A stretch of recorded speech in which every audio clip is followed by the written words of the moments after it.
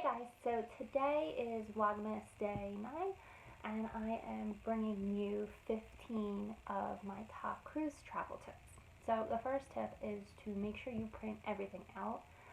You have to go online and you can print out, it's called your set sail pass. At least it is with Royal Caribbean, which is pretty much all we've done the last couple of years. So you have to print that out, that way they can scan it. You fill out all of your info, that way they know what form of identification you're bringing.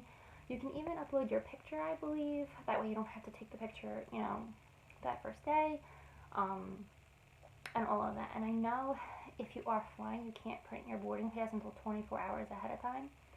But all your cruise stuff, you have to have completed, I believe it's before 72 hours before your cruise starts.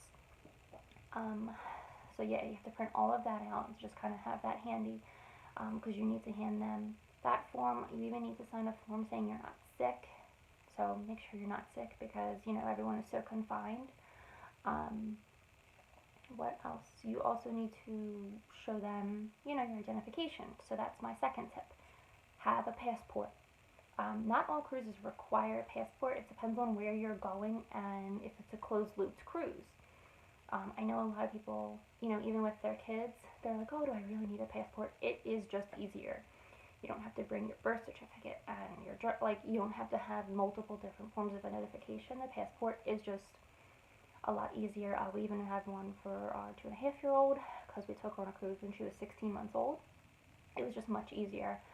And about identification, her passport came very quick, and we did it during the summertime, so it doesn't always take a long time either.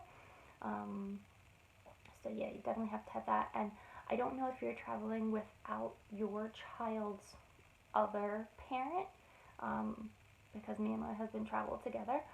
But I know even when my mom, when my brother flew with my stepdad without my mom, she needed to sign a piece of paper because he was under a certain age. So just, be aware of that. And you can't be more than like 24 weeks pregnant on a cruise. Because they don't have the medical, they're not equipped medically to take care of you if anything, God forbid, happens. So also remember that when you're planning your cruise. Third tip, if you are bringing your child with you and they're still in diapers, print an extra luggage tag for your diapers. So like even if you're flying, try to stop like at a Walgreens or a store on the way to the cruise port, or if you're just driving to the cruise port, bring a full box of diapers and just slap a luggage tag on there and give it to them when at the porters when you're at the port. That way it can just be delivered. My fourth tip is to bring a lanyard for your sea pass. Now I have one, it's around here somewhere. Sorry for the noise.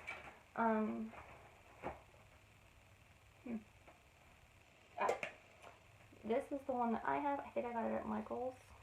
So cute. And you can just stick a card in here. I don't think this is actually like a regular lanyard. Like some of them are just like a little, not a rope, but like a whatever piece of material, and it's supposed to like clip to it. But I really like this because you could just stick it in here, and it's easy to take in and out.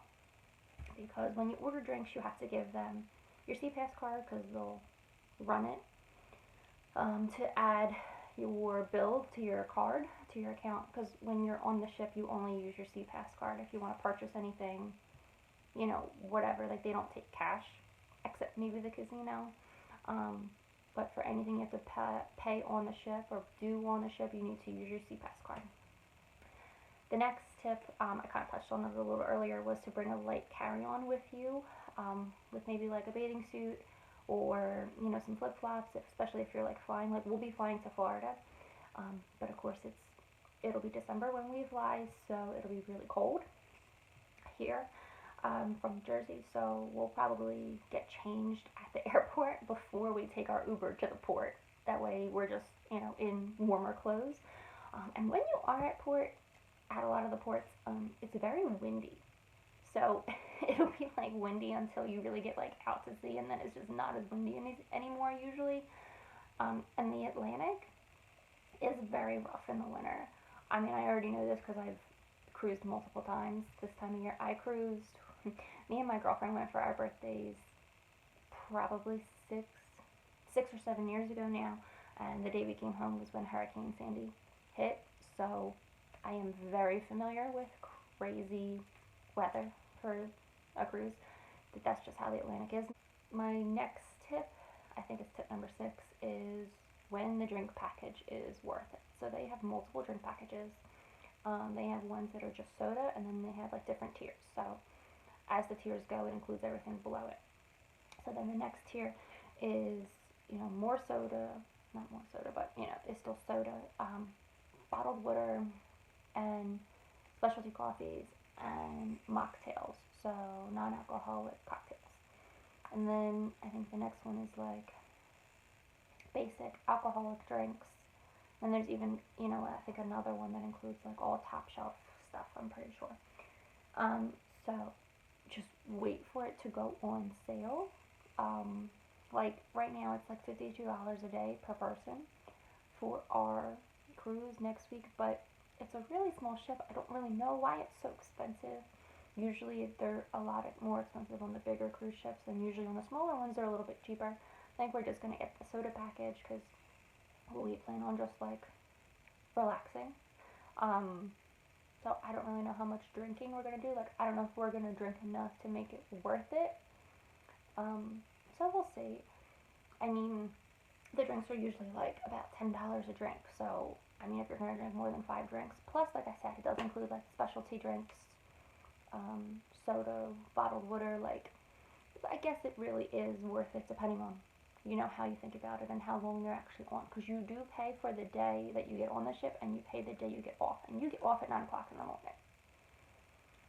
So you gotta just kind of take that into consideration. The next one is the walls are magnetic. So, you can get those, they have like heavy duty magnets, and you can like hang stuff on the walls. You could just put like hooks on the walls to like hang your purse up or your book bag up or whatever, because the cabins are usually pretty small. If you get like an interior, or even the balconies and the ocean views are a little bit small unless you really get like a big one. But you have to think of it, you're not really in your room that much. Number 8 is you don't have to bring any towels. So they give you beach towels. You can check out beach towels when you get off the ship. You just have to bring them back, or you get charged $20 a towel. Tip number 8 is there's not a lot of storage, especially in the bathroom. So you want to make sure like you have all of your stuff in little like containers, or you can bring those over the door hook like containers, like the over the door like shoe rack things, the plastic ones. They're really helpful to just kind of organize all of your stuff. Number 10, my husband, oh my god, watch the videos that people post on YouTube about your ship and your port. That way you know what you're looking for, or you just kind of, you have an idea of what it's like. It's my dog. You have an idea of what it is like when you get on, so like you kind of know where to go, especially for the ports. Like I've been to the ports we're going to before, so I kind of have an idea, like I know Bermuda like the back of my hand. I know when you get off, you go over here, and you get like, you just kind of know, so it's a little bit easier if you have already watched like some videos and like review videos, all of that, even like I said, like for the ship and for the ports that you're going to. The next tip, if you haven't had a chance to look at the videos, or you just want more information, the ships host port talks. So it'll be in your cruise compass for the Royal Caribbean anyway. That's what it's called. And it'll be like a port talk. So someone will do a little presentation on different places you should visit, different excursions that they have for that area that you're going to. So that's really nice, and you can ask them questions. A lot of people do buy like jewelry when they go to like the Bahamas and stuff. So some places are certified through Royal Caribbean, so you're not going to get screwed over or anything like that. The next tip 12, is that the main dining room is amazing. You can order as many entrees as you want. It's what's included. They do have specialty dining, which we did once. Yes, it was delicious, but the main dining room, there wasn't really even a lot of people in the main dining room. The cruise that we went on was The last cruise that we went on was Halloween, and there were a lot of kids. So I think a lot of people went to the Windjammer with their kids because it's just a little bit easier when you have little kids. But our daughter did fine in the main dining room. She does really good going out to dinner, so it worked for us. Tip 13 is to make sure you refill your prescriptions. Make sure you're not going to run out, halfway through your cruise or even like the next couple of days after you come home from your vacation. You don't want to run out of your regular medications. 14, bring your over-the-counter medication.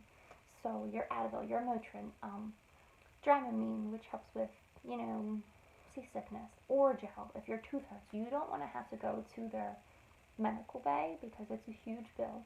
We've never had to go, but even for them just to give you medicine might cost something. I've never had to do it, but bring anything you can really think of that you might need. If your stomach hurts, or some NyQuil, or who knows, but just try to bring what you need. And the last tip is to continuously check your prices of your cruise. You can get a price drop on your cruise before you make your final payment. So yeah, continuously check the website, see if your cruise went down in price. Just have to make sure the category room is the same, and you can just call Royal Caribbean or check with your travel agent, and they'll look to see if the price is different. But if you do that, just make sure everything is still the same. Your gratuities are still included, insurance if you got it, just all of that. That way you make sure you still got a good price. So yeah, that is my 15 cruise travel tips with Royal Caribbean. Like I said, I've been on a lot of cruises with them before, and this is, just a few tips that I was able to think about. I'm sure I'll have more after this cruise. I'll try to write them down. That way when I do my vlogs and my cruise review later this week, or later, it'll probably go up. This is day 9, and that's the first day of my vacation. So it'll probably go up like the following week, midweek. I'm looking at my calendar. I'll do that, and if I have any more tips, I'll add them for you guys. Alright, so don't forget to subscribe and like this video. That way you can also see the rest of this month's Vlogmas. Talk to you guys later. Bye.